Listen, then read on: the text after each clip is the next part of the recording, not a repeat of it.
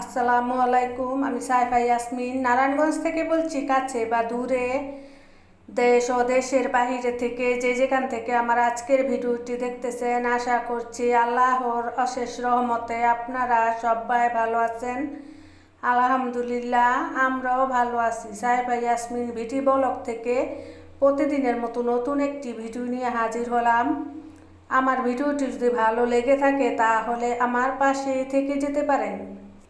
রোজার পরের থেকে আর ঘরের ভিতরে হাত দেওয়া হয় নাই, মানে পরিষ্কার করা হয় নাই। আজকে চিন্তা ভাবনা করে দেখলাম ফ্যানটাও খুব ময়লা হয়েছে, ঘরটার ভিতরে অনেক ধুলা পড়ছে। আজকে সুন্দর করে যে ঝুল ঝাড়ুটা দিয়ে ঘরটাকে ভালো করে পরিষ্কার করে নিলাম। আর ফ্যানের উপরে যে ফুলগুলো দেখছেন ওই ফুলগুলো সুন্দর করে ঝুল ঝাড়ু দিয়ে ফাঁকে ফাঁকে, ফুলের ফাঁকে ফাঁকে ময়লা জমে থাকে, ধুলা জমে থাকে, ওই ধুলাটিকে আমি ভালো করে পরিষ্কার করে নিলাম। কি বলবো আর, ইউটিউব চ্যানেলের ভিতরে এসে ঘরের কাজকর্ম বেশি একটা করতে ইচ্ছে করে না। সারাদিন ভরে ইউটিউব চ্যানেল নিয়ে পড়ে থাকতে হয়। দেখেন এই যে কতটা ধুলা পড়ছে চারতলার ভিতরে। এত ধুলা কোথা থেকে আসে বলতে পারি না, বলতে পারি না। কতটা ধুলা দেখেন, টিভির ট্রলিটার উপরে সব ঝাড়ার পরে সব ধুলাবালু ওই টিভির ট্রলিটার উপরে পড়েছে। সুন্দর করে আজকে পরিষ্কার করে নিব আর এই ফ্যানটাকে সুন্দর করে মুছে নিব। আর ফ্যানের এই কাজগুলোর ভিতরে অনেক ধুলা জমে থাকে। আমি একটি রঙের ব্রাশের সাহায্যে আমি ধুলাগুলোকে সব পরিষ্কার করে নিচ্ছি।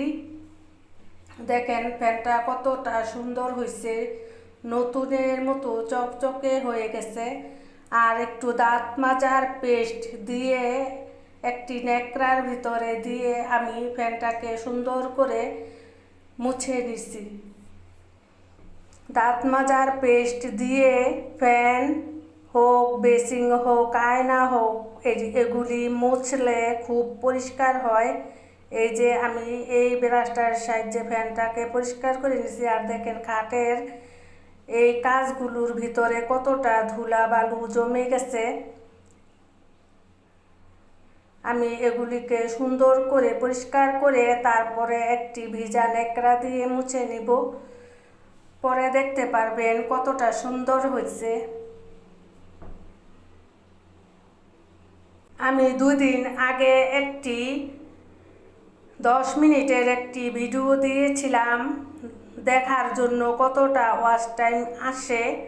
মাত্র 6 ঘন্টা ওয়াচ টাইম আসছে 10 ঘন্টার ভিডিওর ভিতরে, মানে 10 মিনিটের ভিডিওর ভিতরে মাত্র 6 ঘন্টা ওয়াচ টাইম আসছে।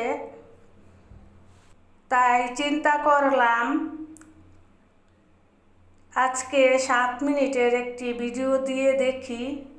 আর আমি এখানে চেয়ারের উপরে আপনাদের ভাইয়ার লুঙ্গি গামছা রেখে দিছি যাতে এসে না ডাকতে হয়, খুঁজতে না হয়। আর আমার জায়নামাজটা এখানে রাখছি। আর এই ব্যাগটার ভিতরে আমি নামাজ পড়ার 2টা হেজাব রেখে দিছি আর তসবি রেখে দিছি, তসবি দানা রেখে দিছি ব্যাগটার ভিতরে। হেজাব রাখলে ময়লা হয় না হেজাবের ভিতরে। ব্যাগের ভিতরে রেখে আমি চেয়ারের ভিতরে ঝুলিয়ে রাখছি ব্যাগটাকে।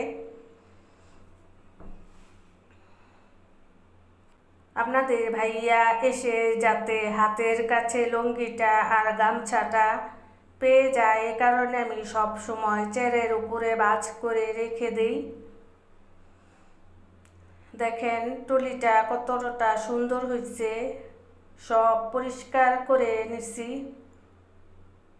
আর ময়লা চাদরটাকে উঠিয়ে আমি একটা ধোয়া চাদর বিছিয়ে দিয়েছি।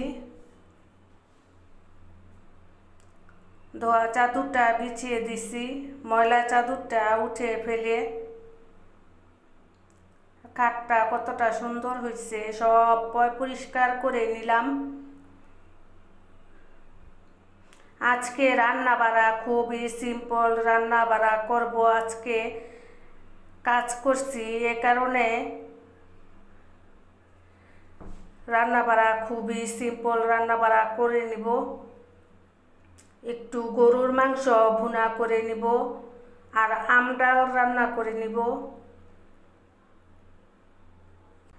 ভিডিওটা যদি একটু ভালো লেগে থাকে প্লিজ একটি লাইক দিবেন। একটি লাইক দিয়ে দিয়েন আমার প্রিয় প্রিয় আপুরা ভাইয়ারা। এখন আমি গরুর মাংসটাকে রান্না করে নিতেছি।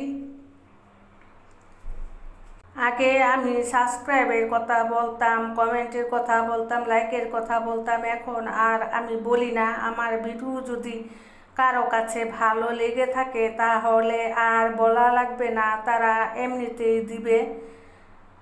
আমার ইউটিউব ভাই বোনেরা আমাকে যদি এতটা সাপোর্ট না করতো আমি এতটুকু এগিয়ে যেতে পারতাম না। আর ইউটিউব ছাড়াও যারা আছেন সাধারণ ভিউয়ার্সরা আমার ভিডিও দেখে থাকেন তাদেরকে অনেক অনেক ধন্যবাদ, অনেক বুক ভরা ভালোবাসা তাদের জন্য রইল। আমার ইউটিউব ভাই বোনেরা আমার ভিডিও যারা দেখে থাকে তারা তো আমরা একটা পরিবারের মতো। আর যারা আমার ভিডিও ইউটিউব চ্যানেলের বাইরের থেকে দেখে থাকে তারা তো আমাকে অনেক ভালোবেসে আমার ভিডিওটা পছন্দ করে দেখে থাকে, তাদেরকে অসংখ্য ধন্যবাদ। তাদের জন্য দোয়া ও ভালোবাসা রইল আমার তরফ থেকে। মাংসটাকে এদিক দিয়ে আমি মশলা কষিয়ে ভালো করে তারপরে মাংসটা দিয়ে দিলাম। অল্প একটু মাংস ভুনা করে নিলাম আর আমডাল রান্না করে নিলাম। আজকে বেশি কিছু রান্না করলাম না, ঘরের কাজ করছি এ কারণে করা হয়েছে, ঘরের কাজ এ কারণে বেশি কিছু রান্না করলাম না। আজকে মাংসটুক আজকে রান্না করে নিলাম। মাংসটা বড় বড় পিস করে তারপরে ভুনা করে নিছি। আজকে আমডাল দিয়ে আর মাংস দিয়ে খাওয়া হবে, আজকে আর বেশি কিছু রান্না করলাম না। এবার বিদায় নিয়ে নিচ্ছি আমার প্রিয় আপুদের ভাইয়াদের কাছ থেকে। আল্লাহ হাফেজ, আসসালামু আলাইকুম।